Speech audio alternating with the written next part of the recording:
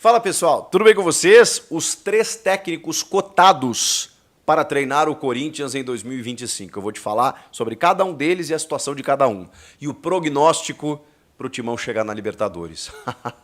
Tem uma boa e uma má notícia. Chega mais, eu sou o Chico Garcia, inscreva-se no canal e vamos. Coisa não para, depois do derby, que era uma vitória fundamental para as pretensões do Corinthians, especialmente ainda em permanência na Série A, classificação para a Série A do ano que vem, era isso que importava no derby, 3 vitórias seguidas, um momento de afirmação e uma vitória sobre o maior rival, ainda mais impedindo praticamente o maior rival de ser campeão brasileiro, tricampeão brasileiro consecutivo. Foi isso que aconteceu. A importância do derby é essa.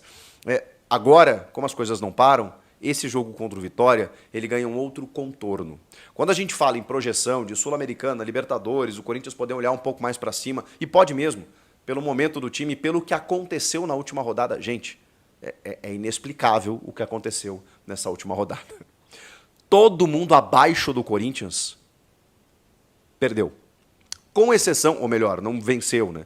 Com exceção do Atlético Goianiense, que não fez a menor diferença, que ainda ganhou do Atlético Mineiro, que pode ser um rival para uma outra situação. O Atlético Goianiense, que já está rebaixado, foi a 25 pontos, não fez a menor diferença. Foi o único que venceu de todos os times abaixo do Corinthians. O restante, ninguém. Acima do Corinthians,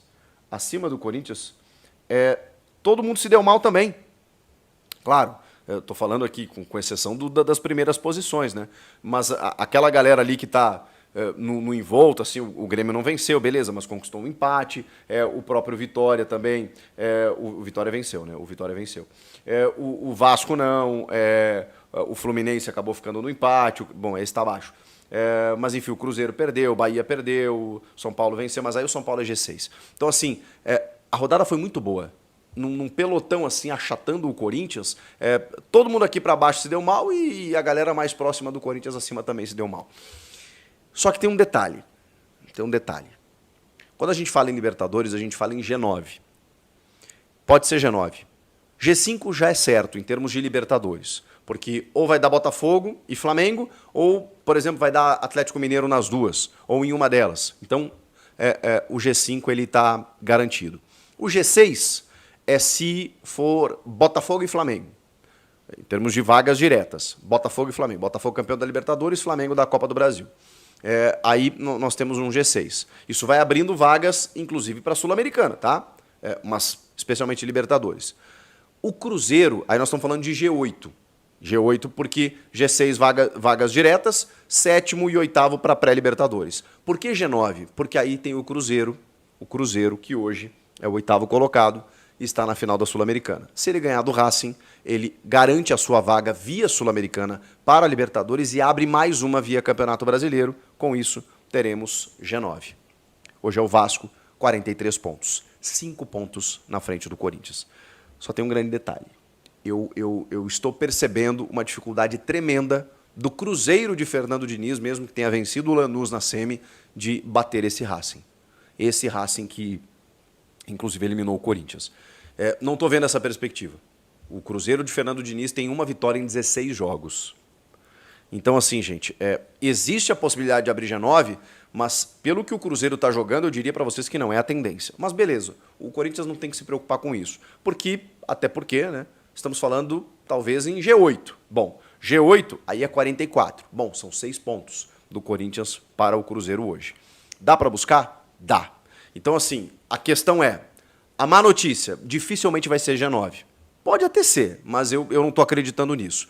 E o Corinthians não tem que acreditar nisso. Ele tem que fazer o máximo possível para, enfim, né, chegar nas primeiras posições e, quem sabe, beliscar uma pré-Libertadores. Segundo, aí tem a boa notícia.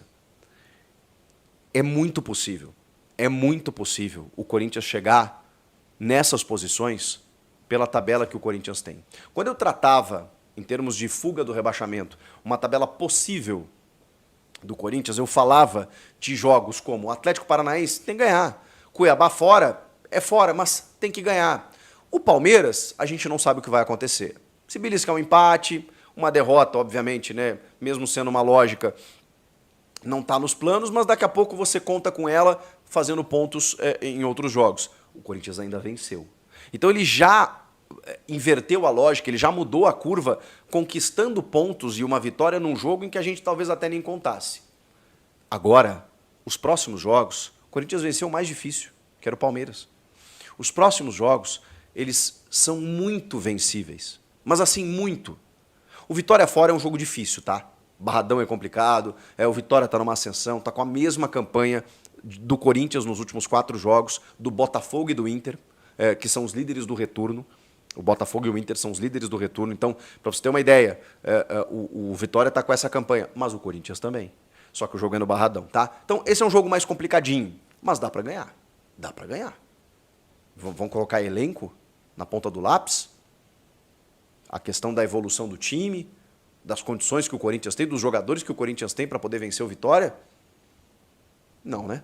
Não tem comparação. Então, dá para ganhar. Pode ser que o Corinthians tome um pau lá, depois de 3 vitórias seguidas. Pode ser. O Campeonato Brasileiro está muito maluco. Mas, na tendência, o Corinthians pode ganhar do Vitória fora. E aí depois, ele tem 2 jogos em casa contra o Bahia, depois do Vitória é o Bahia, acho que é Bahia e Vasco, né? Não, Cruzeiro. Cruzeiro, que eu acabei de falar. O Cruzeiro não está jogando nada. Perdeu para o reserva do Flamengo, como tem perdido para todo mundo. Está se atrapalhando. Contra o Criciúma, está se atrapalhando. É o jogo em casa, na Neoquímica Arena. Então o Corinthians pode muito bem vencer esse jogo. E também, na sequência, o Vasco. Pô, se eu não imaginar que o Corinthians possa vencer o Vasco, então ele pode vencer Cruzeiro e Vasco na sequência, em casa, 2 jogos em casa. Além desse jogo fora contra o Vitória, que, beleza, vamos colocar um empate, que ele pontue. A gente está falando aí de 7 pontos nos próximos 9 a serem disputados. Claro que tem os outros times aí que estão também brigando pelos seus objetivos. Mas, gente, a questão é que até o final do campeonato, eu acho que o Corinthians pode vencer praticamente todos os jogos. Que aí depois ele tem o Criciúma fora. Pô, não dá para ganhar do Criciúma fora? Não dá? E aí na penúltima rodada, o Corinthians tem o Bahia em casa. E depois o Grêmio fora. Sabe-se lá o que o Grêmio vai estar disputando. Talvez esse seja um jogo mais complicadinho, mas o Corinthians sempre dá bem lá, se dá bem contra o Grêmio lá em Porto Alegre. No ano de 2017, quando foi campeão, ganhou lá. No ano passado, quando estava brigando pelo rebaixamento, ganhou lá, com um jogador a menos. Então, assim, não dá pra gente dizer, não, o Grêmio já ganhou esse jogo. Não. Até porque o Grêmio também não está jogando lá essas coisas. Contra o Bahia em casa. Olha o Bahia. O Bahia derreteu no segundo turno. Então, nós estamos falando de uma tabela, gente. Eu não tô aqui querendo dizer, meu Deus do céu, o Corinthians e o Real Madrid vai ganhar de todo mundo, mas essa tabela especificamente, com esses times, com esses jogos que o Corinthians tem nesse momento do campeonato, com o que o Corinthians está jogando e com o que essas equipes estão jogando, não dá para ganhar. Então, alcançar essa pontuação, por mais que isso parecesse utópico há, sei lá, 1 mês, 3 semanas, é muito possível, gente. É muito possível. Então, dificilmente vai ser G9, não contaria com isso, mas dá para chegar no 8º. Dá para chegar no 8º. E aí você tem 2 fases eliminatórias antes da fase de grupos. Eu sei, o campeonato, o calendário ano que vem vai ser uma loucura. A CBF quer achatar o estadual, começando em janeiro, por conta do Super Mundial lá no meio do ano, né? Trazer o brasileiro para março, né? O Campeonato Brasileiro para março. Então vai ser uma loucura, porque vai ter que se adaptar também às questões da Conmebol. Mas 2 fases eliminatórias antes da fase de grupos, 2 partidas com a Neoquímica Arena lotada, bilheteria, autoestima do torcedor, classificação garantida para a Copa do Brasil por conta dessa vaga na pré-Libertadores. Só vou dizer isso para vocês. Dá. Questão é, se termina numa pré-Libertadores, será que o Ramon e o Emiliano Dias eles ficariam valorizados ao final do ano? Provavelmente sim. Mas se trabalha muito com a hipótese, mais do que hipótese, né? Com a possibilidade muito real deles não permanecerem. Mas tem um cara lá que é meio defensor, que ergue uma bandeira para a comissão técnica atual, que é Fabinho Soldado. E esse cara ele tem um poder, um peso muito grande nas decisões, tanto que o Augusto Melo praticamente entregou a chave do vestiário para o Fabinho e ele capitaneou as contratações, acertou muito, tá? Acertou muito, especialmente nessa última janela do meio do ano.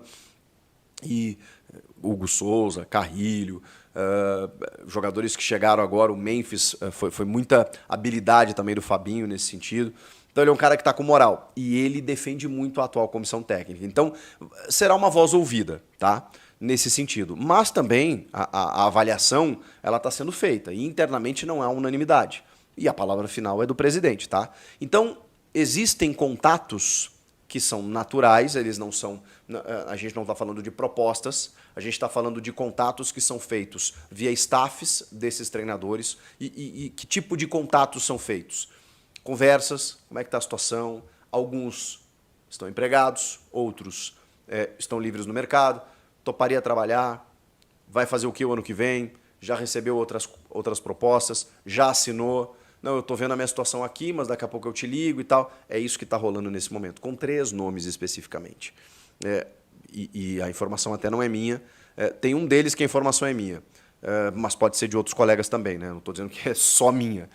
Mas eu estou vendo aí o André Hernan, o Samir Carvalho, o Jorge Nicola, especialmente essa galera, foram vários até, na verdade, né? Falando sobre o nome do Luiz Castro, que está na Bahia em férias e que já recebeu os primeiros contatos. Inclusive com informação salarial, que obviamente não seria baixa, porque ele ganhava, junto da sua comissão técnica, 2 milhões de reais no Botafogo. Depois foi treinar o Al Nassr. E é mais ou menos esse o valor que ele vai pedir para trabalhar no Corinthians no ano que vem. A comissão técnica do Ramon é um pouco mais de 1 milhão. Então, é um investimento? Mas assim, a gente está vivendo o show do milhão no futebol, então, infelizmente, a gente tem que normalizar isso, de um treinador ganhar 2 milhões, ganhar 1 milhão, enfim, porque a folha de pagamento do time é mais de 20. Então, a gente está falando de 10% disso. Então, sabe, o Renato Gaúcho ganhou 1,5 milhão no Grêmio e por aí vai. Então, o Luiz Castro é um estrangeiro, o Abel Ferreira, tudo bem, esse vale cada centavo, né, por tudo que conquistou aí, mas é 3 milhões de reais para a comissão técnica. É um salário europeu, né, que os caras ganham aqui, mas beleza, se você corresponde, eu sempre falo isso, né, o caro é o que custa 800 mil e que não joga. O que custa 1,5 milhão e te resolve a vida, tá tudo certo. Enfim, Luiz Castro, que topou ouvir, conversar, e a coisa meio que, vamos ver o que acontece, porque depende também do que você vai fazer aí, aquela coisa toda, e esse contato é via staff. O Tite até me surpreendi com essa notícia, tá? Mas a informação é que o Tite ganhou força nos bastidores. Ganhou força no seguinte sentido, o Tite, o tempo vai passando, e aí, Luiz Castro a gente não sabe pelo valor e tal, aquela coisa toda. Será que ele vai querer trabalhar ou não? Pode ser que ele não queira, pode ser que ele receba outra proposta, pode ser que ele... Enfim, não quero trabalhar agora e tal. Você tem que trabalhar com outros nomes. E o Tite é um cara sempre ligado ao Corinthians. E aí o André Hernan até conseguiu conversar com pessoas do Corinthians, questionando, mas o Tite tem uma rejeição por parte da torcida. Não sei nem se rejeição é a palavra, né? Mas tem aquela mágoa, né, de tudo que aconteceu. E o que o André Hernan ouviu foi... o Tite tem um tamanho muito grande no Corinthians para a gente ficar apegado a isso. O tamanho que o Tite tem no Corinthians é muito maior do que qualquer outra coisa. Isso veio de dentro do clube. E aí eu já pergunto para você. Você concorda? Porque eles entendem, e eu também acho que isso acontece, tá? Que o Tite chegando é aquela coisa do tipo, tá bom, Tite, beleza. O importante é que você está aqui agora, daqui a pouco ele monta um time legal, ganha um clássico, um paulista, o time começa a jogar bem, naturalmente a torcida esquece o que aconteceu. Agora, até isso acontecer, no momento do anúncio, da chegada, vai precisar de uma habilidade aí para contornar o que o Tite, né, em determinado momento, acabou não fazendo. Agora, também nem sei se o Tite quer, né? O fato é, o interesse do Corinthians para com o Tite, ele voltou à tona nos bastidores, do tipo, vamos cogitar o Tite. É isso que está acontecendo nesse momento. Se o Luiz Castro não quiser, o Tite, o Corinthians tem a obrigação de procurar o Tite por tudo que ele representa para o clube. Então, coloquem o Tite aí no seu caderninho. E o terceiro nome, eu já falei para vocês, não sei nem se seria uma vontade minha, mas tô dando como informação mesmo, é Fábio Carille. É um dos técnicos preferidos de Augusto Melo. Eles têm uma boa relação, contatos já aconteceram, não no sentido de vem para cá, não é isso. Como está a situação aí, beleza. E esse contato ele não é nem feito entre presidente e técnico, tá, gente? É via staff. Como é que tá ele lá? Beleza e tal. Não, vamos conversando, aquela coisa toda. Vocês sabem quem é o empresário do Fábio Carilli, né? O Paulo Pitombeira, então não preciso falar muito mais coisas do que isso. É só para vocês entenderem que os contatos já começaram. A questão é, existe uma possibilidade, ela existe. Eu nem sei dizer se ela é remota, se ela é grande, se ela é pequena, mas existe do Carilli permanecer no Santos. Isso ainda existe. Porque o Marcelo Teixeira já procurou o Carilli para conversar sobre isso. Então, eles ainda não decidiram. O próprio Carilli não decidiu. Eles estão sentando e conversando. O Santos já conseguiu acesso aí. Agora é só uma questão burocrática aí e tal, para o Santos ver se vai ser campeão, se não vai e tal. E terminar a temporada legal, papapá. Mas o Marcelo Teixeira quer investir muito no ano que vem. Se fala até em Neymar, sei lá, Gabigol, não sei. Mas o Santos vai montar um time forte no ano que vem. E o Carilli pode ser que fique.